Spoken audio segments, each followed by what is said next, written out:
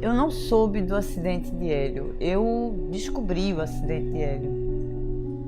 Normalmente ele chegava por volta das 6 e eu estaria saindo para a academia nesse horário. Nesse dia eu decidi que eu não ia e fui fazer alguma tarefa aí e tal. Quando deu umas 6h30 eu disse, Hélio chegou. E perguntei para a moça que trabalha aqui, que ela chega de 6h30, ela disse, olha, eu não vi o seu Hélio chegar não, mas pode ser que ele esteja no quarto. Daí eu acho que deixei ainda passar uns 5 minutos, nada, então eu resolvi ligar para o telefone dele. Então liguei, chamou, ninguém atendeu, liguei novamente, mas até aí eu achava que ele estava no supermercado, qualquer coisa assim. Então alguém retornou. E eu ouvi uma voz masculina que não era de Hélio. Então, assim, eu comecei já a achar que tinha acontecido alguma coisa. Só que a pessoa não me ouvia, porque o telefone de Hélio estava com problema no áudio. E aí, essa pessoa atinou de ativar o Viva Voz. E aí a gente conversou. Era um soldado Gouveia, a quem eu agradeço imensamente.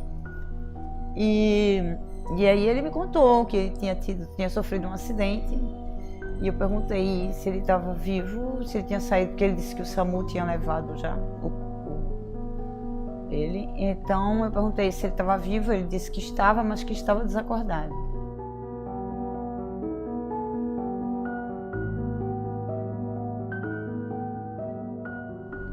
Toda a empresa onde ele trabalha se mobilizou nesse sentido, até porque tem médico lá.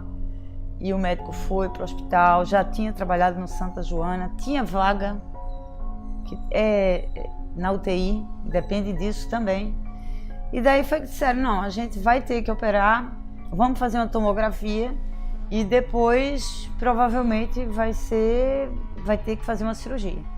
Então passamos o dia nessa espera, ele desacordado, sedado, na realidade ele estava sedado já, porque o SAMU tinha sedado ele.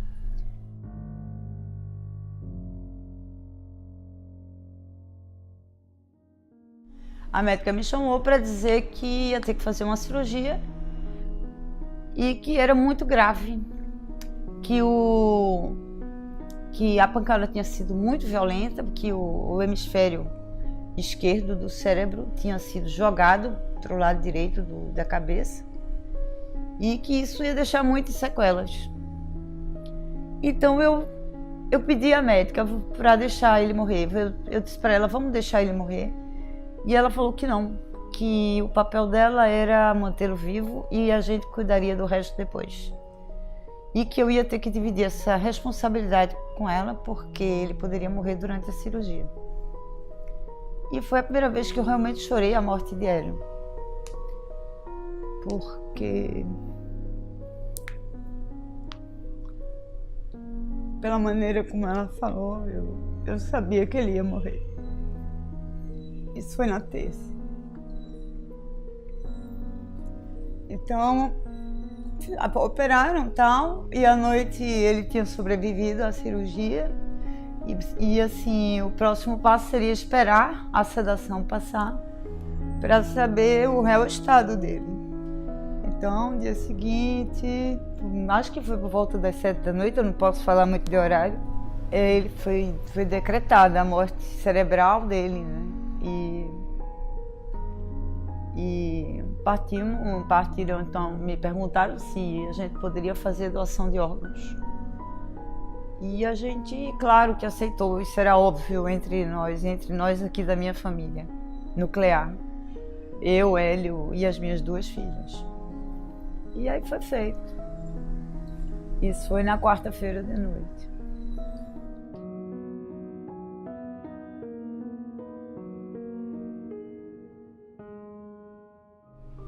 O que eu sei sobre o acidente de Hélio foi o que eu vi nas câmeras, que essa imagem foi veiculada na TV. Essas são 2 imagens.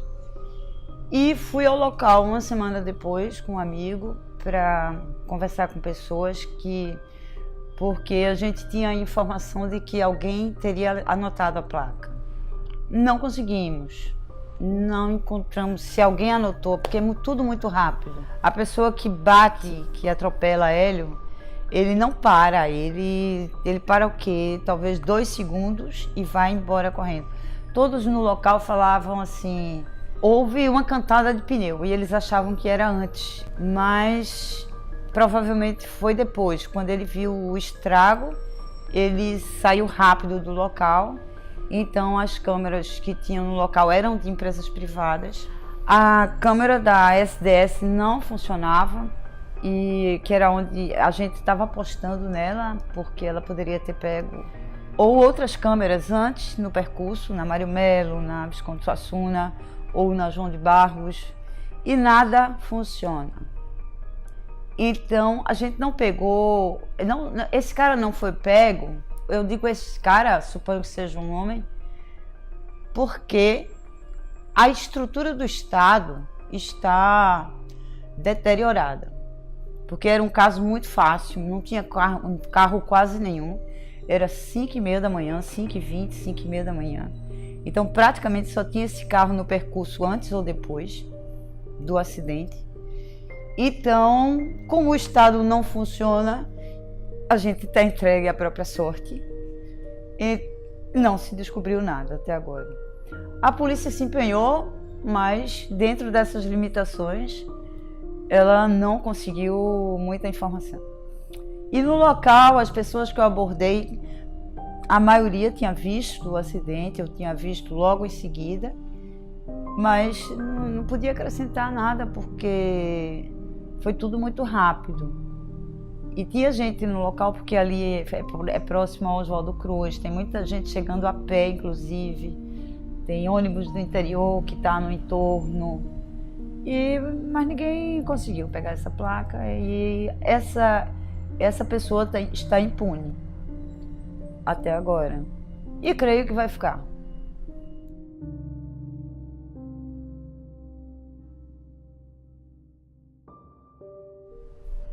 É lamentável que ele não tenha prestado socorro, porque se fosse o caso de haver a sobrevivência de Hélio depender desse socorro rápido, né, e ele teria morrido pela falta de. Então, porque o SAMU demora, o SAMU as pessoas passam trote pro SAMU. Eu não sei se o SAMU demora às 5h30 da manhã, porque não acredita que tenha havido realmente o fato, mas dizem que demorou o quê? Entre 20 e 40 minutos para chegar. Então, um socorro imediato pode salvar uma vida, né? Pode, não sei se seria a vida de Hélio seria salva, porque a pancada foi realmente muito forte. Mas se tivesse sido o caso de depender desse socorro, ele teria perdido a chance, né, de sobreviver.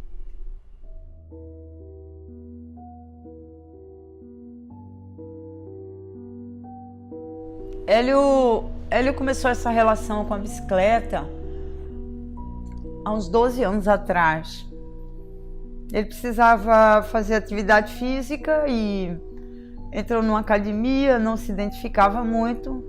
Alguém da academia sugeriu bicicleta e ele entrou num grupo de ciclistas, que é a Ciclo Adventure, e se deu bem, gostou e comprou a bicicleta e começou realmente a se envolver com isso.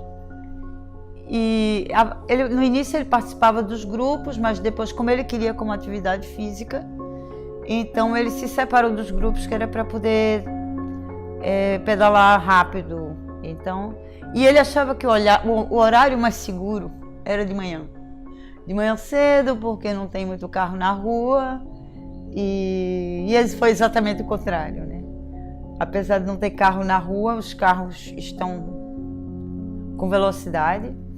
E ele mencionava que final de semana tinha muita gente alcoolizada, que os ônibus botam por cima, não respeitam o ciclista de maneira alguma, a grande maioria, e que os carros pequenos, de uma certa forma, já têm uma certa sensibilidade para se afastar do ciclista.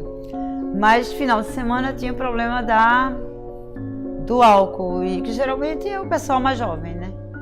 Que vem da balada às 5, 5 e meia, 6 horas da manhã. Tanto que final de semana ele saiu até um pouco mais tarde para poder livrar um pouco desse risco.